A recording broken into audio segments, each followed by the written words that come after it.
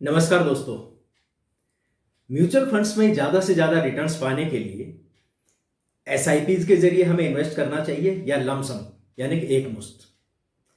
दोस्तों, ये जो सवाल है ये म्यूचुअल फंड इंडस्ट्री में सबसे ज़्यादा पूछा जाने वाला सवाल है और आपने भी गूगल पे या यूट्यूब के जरिए इसको सर्च करने की कोशिश की होगी, इसका जवाब ढूंढने की कोशिश की होगी। तो इसमें बहुत सारे जवाब, अलग अलग राय इसमें मिलती हैं और मैंने इसका जवाब ढूंढने की मैंने भी कोशिश की है और अब तक का जो अनुभव है उसको मैं अपने के सामने ला रहा हूँ। एक दो कुछ मैंने इलस्ट्रेशंस तैयार किए हैं, काफ़ी मेहनत से मैंने कुछ इलस्ट्रेशंस तैयार किए हैं, कुछ डाटा पॉइंट पे मैं बात करूँगा और एक दो फंड्स को मैंने चुना इसमें, जिनके जरिए कि ये साफ करने की कोशिश की जाएगी कि इन्वेस्टिंग करते हुए लमसम के जरिए इन्वेस्ट करें या एसआईपीज के जरिए करें या कोई एसटीपी के जरिए करें या कोई और स्ट्रेटजी अपनाएं कि जो कि आपके लक्ष्य, आपके गोल्स समय से या समय से पहले ही पूरे हो सके। एसआईपीज के जरिए बेहतर रिटर्न हासिल किए जा सकते हैं या लमसम के जरिए, ये समझने के लिए मैंने बहुत सारे फंड में से एक फंड को फिल्टर करके चुना है जो कि निफ्टी 50, जहां पे कि टॉप 50 कंपनीज हैं उनका भी इंडेक्स है, उसे फॉलो करता है, नेशनल स्टॉक एक्सचेंज की।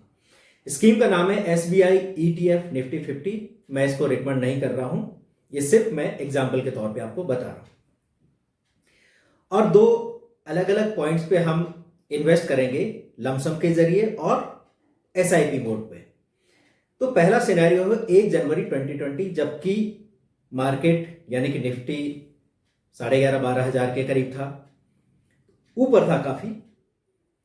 तो उस समय अगर 1 लाख रुपया इन्वेस्ट किया होता तो उस समय एनएवी मिली होती 125.43 के हिसाब से, और आज अक्टूबर में इस समय करंट डेट इस समय है 123.27, यानी कि 1 लाख रुपए पे की जो वैल्यू है इस समय हो चुकी है 98,276।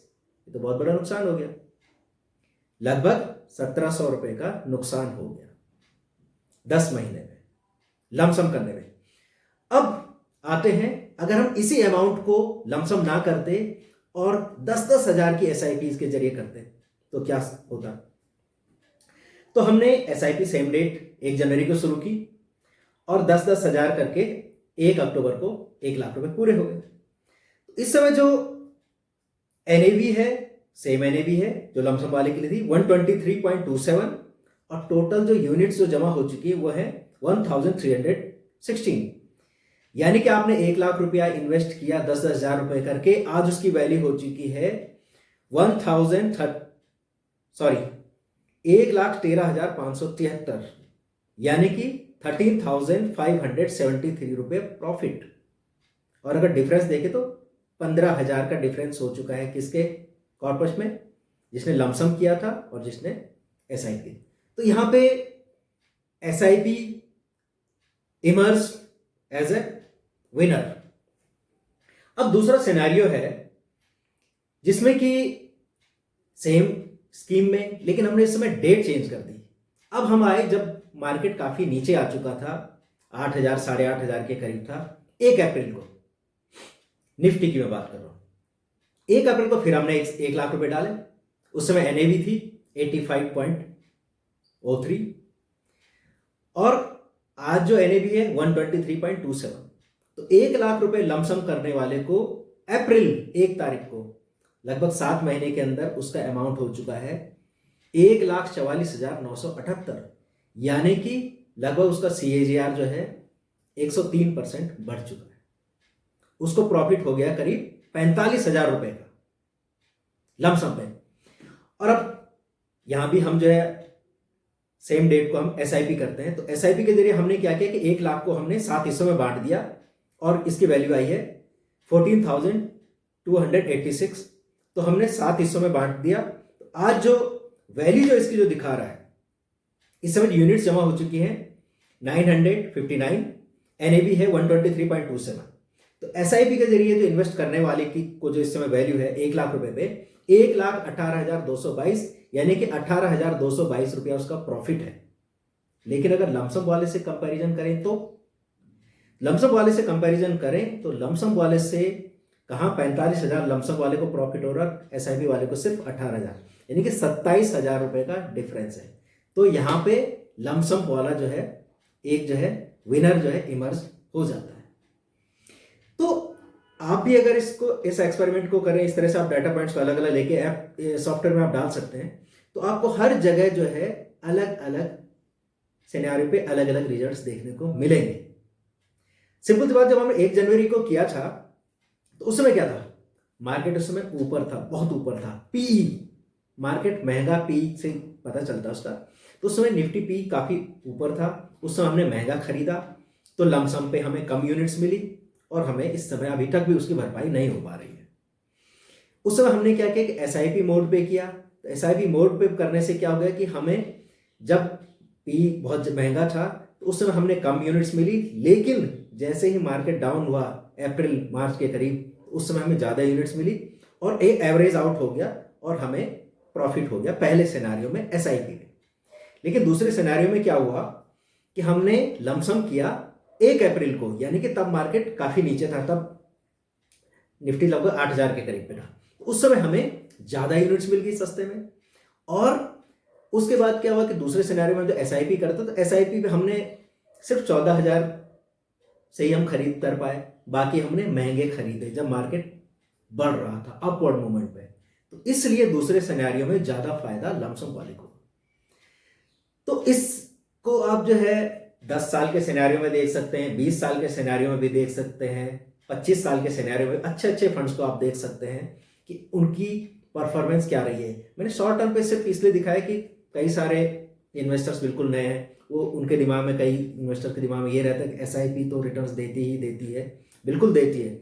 लेकिन जैसे मैंने कहा कि आर्मी के साथ साथ एयरफोर्स भी जरूरी होती है। एसआईपी एक जो डिसिप्लिन के साथ लगातार एक आर्मी की तरह से आगे बढ़ती रहती है, लगातार काम करती है, जो कि नजर में रहती है। हमें बीच बीच में एयरफोर्स के सपोर्ट की, इन्फोर्समेंट की जरूरत होती है, बमबारी की जरूरत होती है। तो बीच बीच में हमें जब ऐसी कंडीशंस आती हैं, यानी कि मार्केट डाउन होता है, मार्केट डाउन नहीं एक्चुअली चीप होता है, तो उस समय हमें कुछ ना कुछ हमें लमसम हमें उस पर परचेज करनी चाहिए, जिससे हमको ज्यादा से ज्यादा यूनिट्स हमारे पास जमा हो सके। एसआईपी ठीक है, लॉन्ग टर्म के लिए एसआईपी सही है, लेकिन लॉन्ग टर्म के लिए लमसम भी सही है। तो लेकिन शॉर्ट टर्म पे कई बार ग्रीन जोन आते हैं। ग्रीन जोन का मतलब है कि जहां पे कि मार्केट काफी सस्ता मिलता है। आप इसको पी भी इसका एक डेटा पॉइंट मान सकते हैं, एक इंडिकेटर है कि आप जो है इस समय जैसे पी 35 के करीब है तो काफी महंगा माना जा रहा है इसको, उस समय से भी महंगा माना जा रहा है जितना कि पिछली बार 42,000 पे था, सेंसेक्स की मैं बात कर रहा हूं, और उससे ज्यादा महंगा इस समय मार्केट है। तो इस समय लमसम के बजाय इस समय एसआईपी मोड पे आपको, जब डाउनवर्ड्स होगा तो एसआईपी मोड पे आपको ज्यादा मिलेंगी। लेकिन इस समय लमसम आप है भी बहुत बड़ा लमसम, अगर इस समय आप इन्वेस्ट करें इक्विटी में, डेट में आप कर सकते हैं कुछ फंड्स में, इक्विटी में अगर इस समय आप बहुत ज्यादा इन्वेस्ट करते हैं तो वो हो सकता है कि आगे जब डाउनवर्ड्स मार्केट होगा, मुश्किल ये नहीं, मुश्किल ये है कि इन केस आपको जल्दी जरूरत पड़ जाती है अचानक और मार्केट उस समय काफी नीचे होता है, तो उस समय आपको बेचना पड़ सकता है, रिडीम करना पड़ सकता है, स्विच करना पड़ सकता है। तो उस समय आपको कम यूनिट्स मिलेंगी और उसको आपके कम रिटर्न्स उसमें मिलेंगे। तो इसलिए लॉन्ग टर्म हो या शॉर्ट टर्म हो, बीच बीच में ग्रीन जोन आते हैं जहां पे कि आपको लमसम अमाउंट आपको तैयार रखना चाहिए, या आपको डेट में तैयारी करके रखनी चाहिए कि जिसको आप एंड टाइम पे आप जो है उसको इक्विटी में फेंक सको, जिससे आपको ज्यादा से ज्यादा रिटर्न्स मिल सके।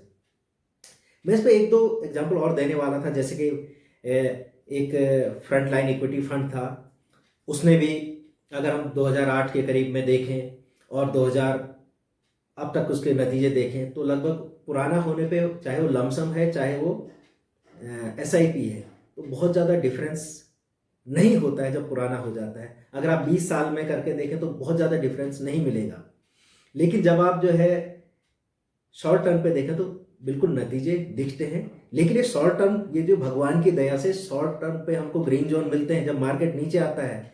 कोविड की वजह से मार्केट नीचे आया, सस्ता मिला, तो इस समय बहुत बढ़िया मौका था हमारे पास अभी भी मौके आ सकते हैं, आते रहते हैं ये। तो इन मौक़ों पे हमें ज़्यादा से ज़्यादा इन्वेस्ट करना चाहिए, लमसम इन्वेस्टमेंट करना चाहिए, वो भी मार्केट की परिस्थिति को देखते हुए। तो इन्हीं शब्दों के साथ मैं ये वीडियो यहीं पे ख़त्म कर रहा हूँ। बातें तो बहुत सारी करनी होती हैं, लेकिन समय नहीं होता, आपके पास भी नहीं होता है। तो मुझे इजाज़त दीजिए। उम्मीद है आपको पसंद आएगा। अपना फीडबैक आप वीडियो में ज़रूर दीजिए कमेंट सेक्शन में। बहुत बहुत धन्यवाद।